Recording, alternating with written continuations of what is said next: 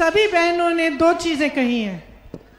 सबसे पहले ये कहा है कि शोषण हो रहा है। क्यों? क्योंकि जैसे आशा बहुएं हैं, आंगनवाड़ी की बहनें हैं, शिक्षा मित्र की बहनें हैं, उनका न वेतन बढ़ाया जा रहा है, न मानदेय बढ़ाया जा रहा है, न नियमितीकरण हो रहा है। और जब वे अपना हक मांगती हैं तब उनको पीटा जाता है, पुलिस द्वारा लाठियां बरसाई जाती हैं। बार बार हमने ये देखा है कि ये सरकार महिलाओं के हक को नकारती है, समझ नहीं पा रही है कि महिलाओं की क्या शक्ति है। इनकी जो विचारधारा है, इनकी मानसिकता है, वो यही है कि आपको एक गैस सिलेंडर पकड़ा दिया और उनका की सारी जिम्मेदारी उसी के साथ समाप्त हो गई। उसके बाद आप दूसरा सिलेंडर कैसे खरीदेंगी वो पूछा तक नहीं। आप सशक्त कैसे होंगी पूछा नहीं। आपकी शिक्षा कैसे कंप्लीट होगी वो नहीं पूछा। आपका सशक्तिकरण, आपके लिए रोजगार कहाँ से पैदा करेंगे, कुछ नहीं किया। वो सोचते हैं कि सिर्फ एक ही गैस सिलेंडर देने से आप सब उनको वोट दे देंगे।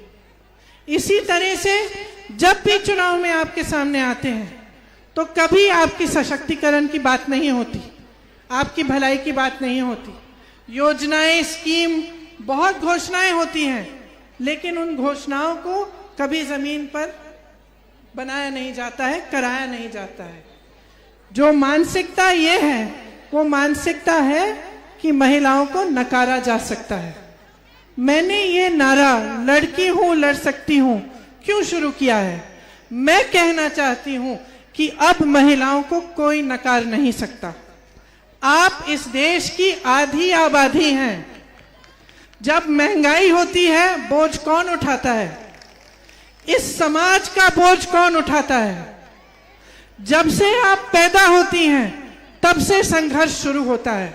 पढ़ाई के लिए मेरी गाड़ी में एक लड़की आई मेरे साथ, यहाँ संध्या नाम की लड़की। मैंने भीड़ में देखा, गाड़ी में बिठाया, उसने मुझे बताया कि शिक्षा के लिए उसने संघर्ष करना पड़ा। उसे संघर्ष करना पड़ा अपने परिवार से, समाज के साथ, कि उनको शिक्षा, उनको पढ़ाई करने दे एक स्तर के बाद। उसी तरह से तमाम महिलाएं हैं जो संघर्ष कर रही हैं सिर्फ शिक्षा पाने के लिए। उसके बाद जब शादी होती है, आगे बढ़ती हैं, तो और संघर्ष सामने आते हैं और आपके संघर्ष को पहचानने वाला कोई नहीं है। इसीलिए मैं कहना चाहती हूं कि आप में शक्ति है, उस शक्ति को आप पहचानिए। आपके लिए लड़ने कोई नहीं आ रहा है, आप खुद लड़ेंगी, क्योंकि बहुत हो गया है। बहुत झूठ सह लिए हैं आपने, बहुत घोषणाएं देख ली हैं, और ऐसी सरकारें, ऐसी पार्टियां जो चुनाव के समय 2-3 दिन पहले घोषणा करते हैं, लेकिन 5 साल से सत्ता में रहे हैं।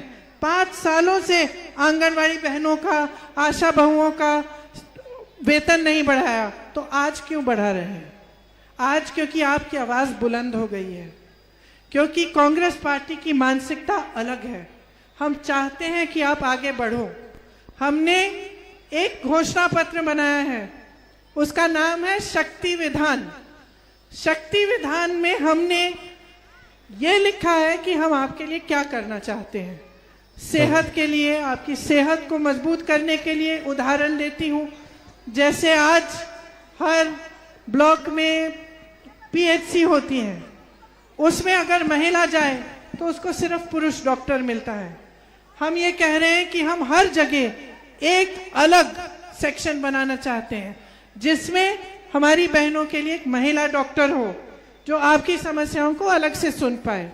इसी तरह से शिक्षा में हम कह रहे हैं कि हमें दक्षता विद्यालय बनाने हैं, हर जिले में बनाएंगे, जिससे लड़कियां वहां जा सकती हैं, शिक्षा के अलावा दक्षता की ट्रेनिंग मिल सकती है उनको, अलग अलग चीजों की, ताकि रोजगार पा पाए।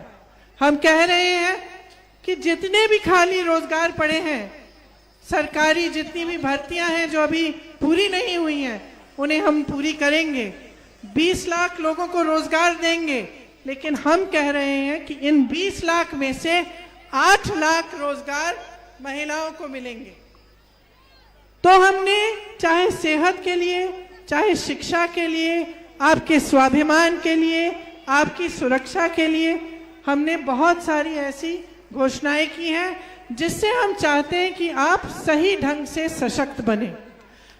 अगर आप अपनी राजनीतिक शक्ति समझेंगी, जिस तरह से हमने कहा है कि 40% महिलाओं को हम टिकट देंगे, इसका मतलब क्या है? इसका मतलब है कि आपकी पूरी तरह से राजनीति में भागीदारी होगी। आपकी भागीदारी होने से आपकी शक्ति बढ़ेगी। मैं ये कहना चाहती हूँ कि जब तक आप जागरूक नहीं बनेंगी, आप ये बात नहीं समझेंगी कि आप कितनी शक्ति आपके अंदर है, कि अगर एकजुट हो जाएं, आप इकट्ठी हो जाएं और ये तय कर लें कि इस देश की, इस प्रदेश की राजनीति बदलनी है, तो आप कर सकती हैं। क्योंकि आज आपने बार बार सुना कि जो नेता हैं वो आकर घोषणाएं करते हैं, चले जाते हैं और कोई जवाबदेही नहीं है। इसमें नेता की गलती है, लेकिन आपकी भी गलती है। क्योंकि जब जाति की बात होती है, जब सांप्रदायिक बातें होती हैं, धर्म की बात होती है, तब आप अपना वोट उन बातों पर डालते हैं। और मैं आपसे कहना चाहती हूं कि समझ लीजिए आप नेता हैं, आपने वादे वचन कर लिए, लेकिन आपको अपने मन में मालूम है कि जब चुनाव आएगा तो जाति की बात करेंगे, धर्म की बात करेंगे तो वोट मिल ही जाएगा। तो फिर काम क्यों करेंगे? काम नहीं करेंगे। काम तभी करेंगे जब आपको मालूम होगा, जब हर नेता को मालूम होगा कि आपकी गली में आएंगे, अगर आपका विकास नहीं किया है, अगर आपकी गली में बिजली नहीं है, पानी नहीं है, पाठशाला नहीं है, तो दोबारा से वोट नहीं मिलेगा। आप अगर नेता को जवाबदेह नहीं बनाएंगे, उसकी जिम्मेदारी नहीं समझाएंगे, तो इसी तरह की राजनीति चलती रहेगी। बार बार आपको फुसलाया जाएगा, आपको धोखा दिया जाएगा, लेकिन आपके विकास की बात नहीं होगी। आपका भविष्य आपका है। नमस्कार, मैं हूं राहुल शर्मा, आप देख रहे हैं SP9 न्यूज। स्वागत है आप सभी का हमारे इस खास प्रोग्राम में। प्रोग्राम की शुरुआत उत्तर प्रदेश के विधानसभा चुनाव से। अगले साल उत्तर प्रदेश में होने वाले विधानसभा चुनाव को जीतने के लिए तमाम राजनीतिक पार्टियां सियासी दांवपेच का इस्तेमाल कर रही हैं। चुनाव से पहले राजनीतिक पार्टियों का सियासी दांवपेच पर इस्तेमाल करना ये बताता है कि कहीं ना कहीं जिस तरह से चीजें बदल रही हैं, कहीं ना कहीं जिस तरह से माहौल बदलता नजर आ रहा है, इस देखकर योगी सरकार के बस ही नहीं छूट रहा है। इस देखकर योगी सरकार परेशान, हैरान होती नजर आ रही है। हालांकि इन सब के बीच में अगर बात करें तो उत्तर प्रदेश के विधानसभा चुनाव से पहले कई सर्वे हैं जो लगातार सामने आ रहे हैं, और ये सर्वे कांग्रेस की जीत का इशारा करते भी हैं। कांग्रेस की जीत को लेकर तमाम तरह की बातें कर रहे हैं। ये जो सर्वे हैं ये बताते हैं कि आज उत्तर प्रदेश की जनता किस बड़े हद तक कांग्रेस के साथ जुड़ रही है। आज उत्तर प्रदेश की जनता किस तरह से बहुत बड़े हद तक प्रियंका गांधी के साथ जुड़ रही है, और प्रियंका गांधी के साथ जुड़ना ये बताता है कि मौजूदा समय कहीं ना कहीं अब कांग्रेस के लिए बेहतर होना शुरू हो चुका है। जो योगी सरकार ये समझ रही थी कि प्रियंका गांधी कुछ समय के लिए ही उत्तर प्रदेश में आई है, वापस वो चली जाएंगी, लेकिन ऐसा कुछ होता नजर नहीं आ रहा है। जी हाँ, ऐसा कुछ होता इसलिए नजर नहीं आ रहा है क्योंकि ये देखा जा रहा है कि कहीं ना कहीं जिस तरह से बदलाव हो रहा है, जिस तरह से चीज़ें बदल रही हैं, इसका मतलब ये है कि फिलहाल प्रियंका गांधी है जो उत्तर प्रदेश में कांग्रेस पार्टी को मजबूत कर सकती है।